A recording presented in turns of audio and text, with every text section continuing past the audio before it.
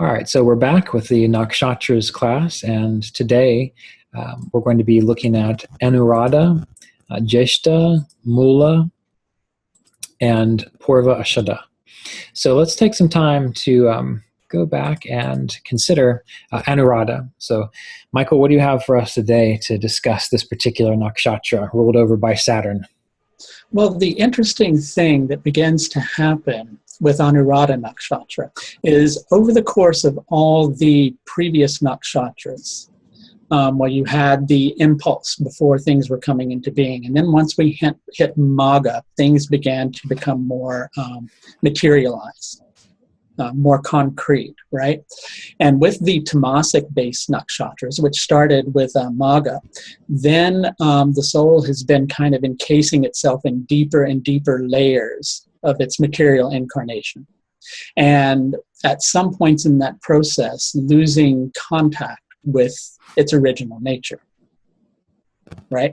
Mm-hmm. So what begins to happen in Anuradha Nakshatra is the beginning of the journey home kind of starts here a little bit, because what ends up happening is the true nature begins to show itself a little bit more, and ignorance of that true nature begins to become destroyed.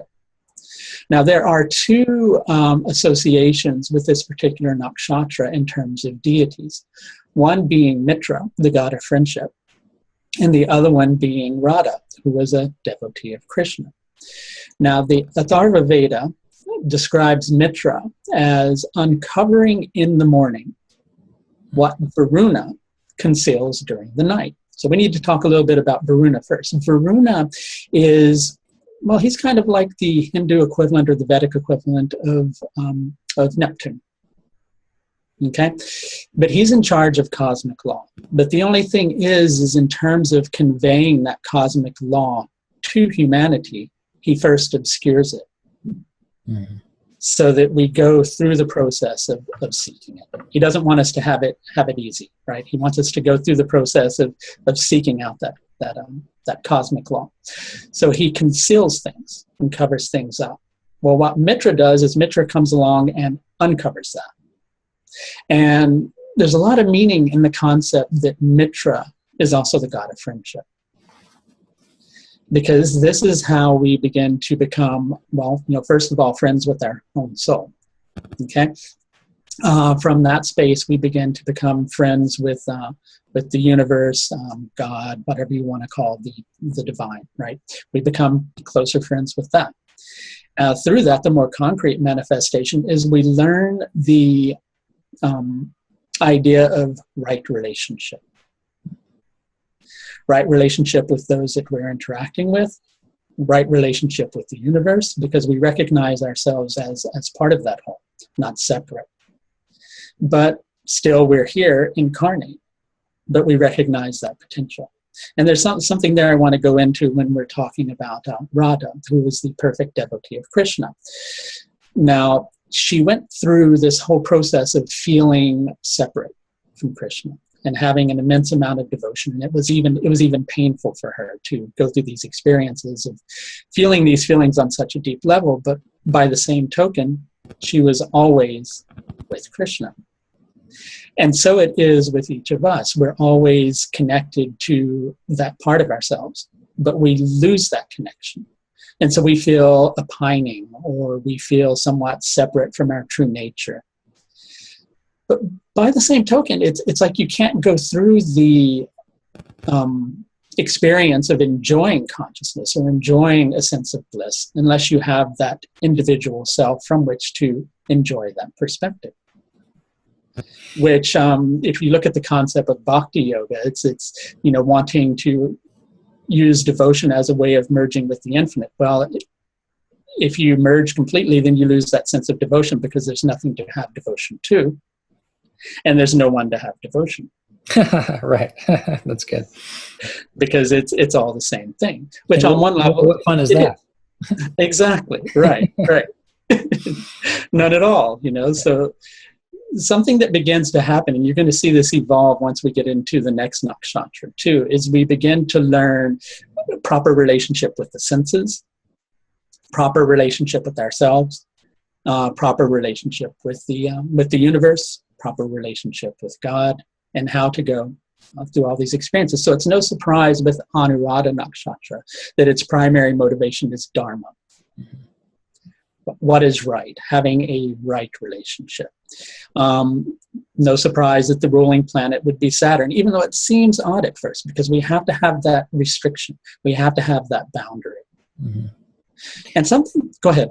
I was going to say with Saturn, that is an interesting thing that I've contemplated often, having the deity be Radha, Mitra, the god of friendship, and the Shakti being the power of worship and devotion. It always makes me wonder, well, how is that the case? The only thing that seemed to come up was the idea that with Saturn, you learn humility and the capacity to not necessarily empathize with others, but to realize that you are really one with everyone. And so, and friendship comes about through what? Through a capacity to understand, feel for others, see the other as oneself. And Saturn's lessons, even though they're often painful, bring that about, that realization that, you have experienced suffering, and now you see someone else who's suffering, and so now you can actually be a good friend. So it's always been an interesting thought that I had around this particular nakshatra. Yes, exactly. And, adding to what you just said about it, one of the things that Anuradha is symbolized by is a lotus flower. Mm. And that lotus flower has its roots deep down in the mud. Right? So there's the analogy that on one level, you're like this mud. Mm. You're just, I'm going to say it in a rather harsh way.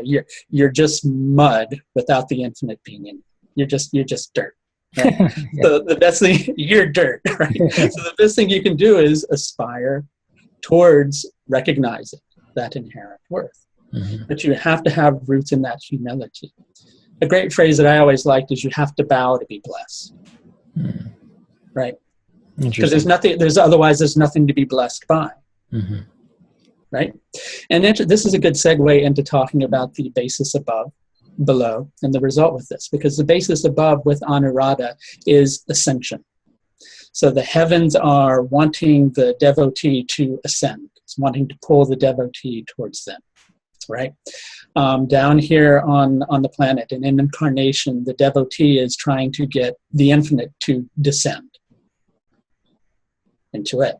Okay. From that comes honor and abundance. And I always used to ponder that honor concept. Right? Well, we honor the infinite. We honor God, and God honors us through that. Mm-hmm. And from that comes abundance. Right. And with the basis below, another way that I've thought about that before is if the basis above is ascension, this idea of experiencing elevated states of consciousness, and that's the heavenly aspect, the inspiration from the heavenly realm, and the basis below is descent. It kind of takes me back to that idea of Saturn, in that in order to ascend, you have to descend into experiences that create that humility and that all AWE of what's going on around you, both the positive and the negative, and that in and of itself can lead to a state of honoring oneself and honoring others and being honored, as well as recognizing the abundance of spirit, or even the abundance of love in all particular kinds of whether the situation is deemed to be good or bad. Saturn is showing again this capacity to appreciate the change, the play of consciousness in all of its forms, which that's how I always tied those three things together. Yeah. And that's an excellent way of looking at it.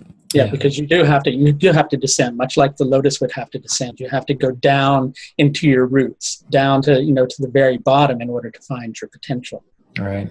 So that you can aspire upwards. And the only thing, if you don't mind. Yeah. No, it's okay. The honor and abundance I always found fascinating, because again, we're talking about a Saturn-ruled nakshatra. And to think of honor and abundance in relationship to Saturn, not a lot of people think about that. Right. And I don't remember, did we talk about this earlier on when I was discussing like the Saturnalia, the festival celebrating Saturn, where he was considered to be the ruler of the golden age and where all humanity was experiencing abundance? Did we talk about that in an earlier nakshatra? We did, but let's talk about it again, because this is a good place to rehash that point. Yeah, well, the idea that in other ideas, in other cultures, for example, the Saturnalia festival, which happens around Christmas time, that this was a celebration of Saturn, and it was when the servants would eat with their masters or whatever, and everyone was allowed to pretty much have fun and enjoy the bounty of the year. And that was to honor when Saturn was ruler of the Golden Age. And I believe, if I'm recalling this correctly, he was the ruler of the Golden Age, and where humanity didn't really have to want for anything because it was all provided for. And it always fascinated me, because the way we typically think of Saturn is not an energy that provides abundance. Everyone typically thinks of Saturn as an energy that provides restriction. So Yes. seeing this in the nakshatras always makes me question if we are really actually seeing the truth of Saturn, or if we're only looking at the surface of it. Well, okay, let's sure, I'm gonna venture into this. Let's imagine Saturn as the ignored child, right? Right. So there are all these things that he feels somewhat upset about, and so he's got a very stern exterior, because he has to have a stern exterior in order to do all the things that he has to do. Right. He has to be very serious in order to, accomplish what he has to accomplish. He has to fight against so many planetary enemies that, it's mind-boggling. So he's taking all that stuff and he's putting it somewhere, right? Mm-hmm. So occasionally it's got to come out somehow, right? Yeah. Which is interesting. I've always found that that's somewhat encoded within Capricorn, because there's a side of Capricorn that a lot of astrologers agree that's just this very wild side that a lot of people don't really understand, how it being a Saturn-ruled sign, it can just have a wild side to it, because Saturn's very stern and serious. And there you have that concept being portrayed again. Aquarius, also ruled by Saturn, right? There's a very wild side to Aquarian nature too. Mm-hmm. Very rebellious streak. Yeah, definitely more to these deities and these planets than we typically give them credit for. Exactly. And I always like using the concept in terms of conveying the meaning of the planets, is the concept of planets having consciousness, being actual beings who are going through these actual types of lives. And for me, that's the thing that always helped me to understand the planets more deeply, because I can tune into them as actual entities and beings, and right, really understand how they're having this interaction with each other. And well, and not to diverge too far from this, but this brings up another thought. We have a lot of these thoughts and philosophies and ideas from, an older culture. For example, a lot of the things that we have astrologically are coming from essentially another era, another yuga, another time. And, there's a quote that I heard one time, is that just because something's old doesn't mean it's right. Or no, it's just because something's older doesn't mean it's better. Right. And exactly. Yes. Yeah, and it leads me to consider that maybe, while that culture, we do need to honor it for preserving what it did, so that we can have these experiences and these thoughts around astrology. But maybe, if we start thinking about the planets as consciousness, or as an intelligence that is a part of us and that we can interact with, then part of our role as an astrologer, or even just studying astrology, not as an astrologer, just to learn, is learning, well, how are these entities, these energies, these aspects of our consciousness, how are they now? How are we to understand them, and how are we to work with them now? Not based on, what someone said 300 or 1,000 years ago, but based on our current place, our current culture, our current time. And that might take some internal contemplation from all of us. There have been many times when I've meditated on particular planets, when it's come to like the animal that's represented by the planet, or whatever, or the particular imagery of the planet. What came to my mind repeatedly, while it was similar, it was totally different. It had a different flair, even a different flavor to it, almost as if it was revealing another side, another way that this particular planet could actually work within life. So anyway, I just bring this up because I think it might be good to help people see that we're pulling from an old tradition, but that, just like a plant, it's going to grow and it's going to have its old parts that help support it, but it's going to have its new growth, its new flowers, its new buds that's actually keeping it alive. And that's sort of the evolution of what we're aiming to explore here with astrology, I think. And it's interesting that you mentioned that. Just a brief continuing along that diversion briefly, because it's something that's actually helpful to this.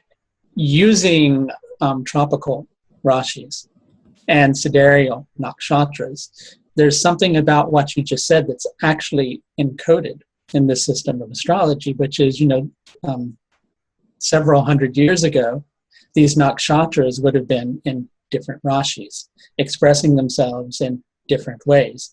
Therefore, a planet in a rashi would have been behaving somewhat differently on some levels, several hundred years ago, than it is at present. Right. Now, I don't want to complicate people too much with that, but it's a pretty interesting concept. Things evolve and things change, and all of life is about evolution and growing. Right, and so it's not true. It's not only true for us as individuals; it's true for everything. Yes, everything, whether it's the universe or a science or a belief system or a philosophy, and that's sort of the frustrating thing, is that people typically say, oh, well, this teacher 300 years ago said this. If only we could get back to that, then we would know what's right and what's real. When that's I think, a way to just kind of get stuck, when what we need to see is, okay, yes, this teacher was appropriate during that time, and how can we apply it now, but also what is the more accurate or appropriate way to live this teaching or apply this teaching, whatever it might be, now, based on what we're currently experiencing, not exactly based on just because someone said it a long time ago. Right. And I agree, not everything that's old is wise. And I think also those people who had the foresight to, create those teachings at that time, they would probably go, but, you need to evolve. I think anybody putting information forward like that is going to have the concept of, don't take my word for it. Right. Try it out for yourself. Well, to a degree, that's where knowledge becomes wisdom. Right. And that also, I think, brings up, and we'll get off this here in a minute, but that also brings up the idea of like lineages and passing on a tradition. And, there's an emphasis on, the teacher has a student, and then the teacher passes on to the student, and the student carries it on. And I think that's become a little bit, what's the word? I think it's been misunderstood again, because then it puts all of the emphasis on the student continuing the tradition versus what I think the actual meaning and purpose of that whole lineage idea isn't to keep reciting or regurgitating what someone said, 8 generations ago. It's about the teacher saying, all right, look, I've taught you. Now you have to apply it to your time. And you have to share it with the people in your time. And then you'll have a student, and the time will change. And then they will need to adapt it and share it with that particular generation. And so it's not about preserving this thing that we think is wonderful in the past, although that will provide an excellent foundation. We do honor it for that reason. But it's about realizing that the reason we have teacher-student kind of interactions is so that it can be passed on and kept alive within the particular era or within the particular time in which it's functioning, versus looking back to the past and trying to define everything through something that might not be accurate or applicable to where we are now.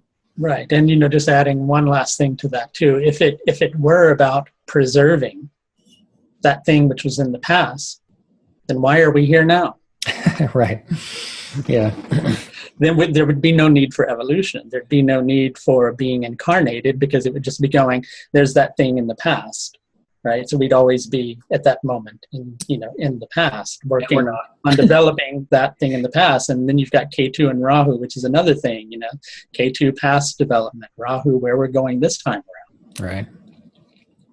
Yeah. Okay. Well, let's bring it back around to Anuradha. So how do we tie this back to Anuradha? Well, I don't know about that, but one last point I did want to make about Anuradha, and so maybe we can tie it back in this way, because basically the Trimurti association with Anuradha is Vishnu.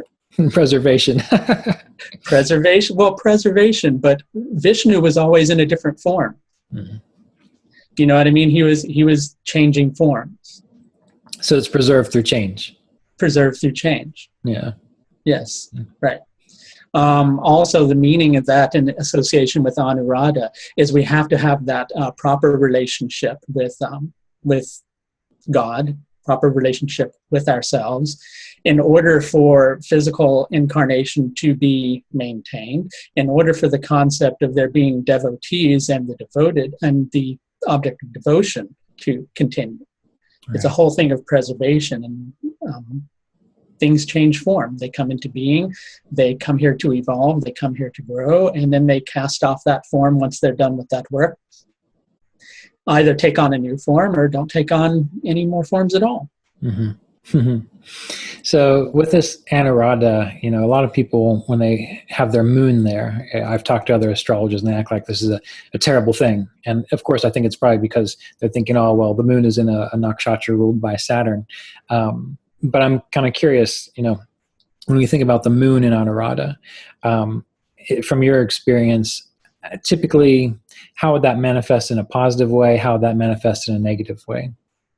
How would it manifest? Let's start with how would it manifest in a negative way? Well, let's say, for instance, we've got a moon that's close to the sun, right? So that moon is combust. When the moon is combust, the moon's purpose is to reflect. And it's a very social-oriented planet because it's always reflecting the light of the soul into the consciousness, right? So its purpose is to reflect. It moves quickly, so it's fastest-moving planet, so it's always forming relationships with other planets. So when the moon is weakened, there's no proper sense of self and other, right? Because we're not able to see our reflection in other people and other people's reflection in ourselves. Right. So if the moon is not very well supported and in Anuradha Nakshatra, well, there can be some difficulty in understanding boundaries between oneself and other. The moon's an important relationship planet in association with that, then it can mean relationships where the individual goes so deeply into that other person they're in a relationship with that they lose all sense of self. Which is not very helpful. Right. If the moon is very well supported and Saturn's very well supported, then we're going to have a person who has a proper concept of how to properly enjoy their connections with everything in life. Properly enjoy their connections with their senses, the things that they're enjoying, but also know when enough is enough and when to stop. Right. And so with Anuradha, the negative aspect of it, talking about getting lost in relationships and not having a good sense of self, I suppose, would that also speak to someone? Because, from what I've read and what I've heard people talk about with Anuradha, it says this can make a person good at things like counseling or psychology, things of this nature. And I wonder if that's because there might be an empathic aspect to it. Obviously, it deals with friendship, but I'm thinking if it's negatively placed, could it indicate a person who has difficulty with like psychic boundaries or psychological boundaries, and so may take on the issues or the energetic capacity or influences of people around them? Would it give that kind of experience? That's something I have encountered over and over again. Okay. Through planets that either the planet not doing well in Anuradha or Saturn not doing well. There's a inappropriate sense of self and other. Okay. And what about the positive? The more positive side is the right understanding of that. Right. Very good at having boundaries. Mm-hmm. Very good at knowing when to stop with something. Very determined, but determined to the extent that they're able to be devoted to something or a cause, but by the same token, they don't become completely lost in it. Right. So good boundaries, right? Lost in passion, yes. Mm-hmm. They have the foresight, the awareness to see when to go heavily into something from a very Saturnian determined point of view, and when to become detached from something or someone. Mm-hmm. Okay, good. Yeah. All right. Well, any other thoughts on Anuradha before we move on to Jeshta? I think that's it.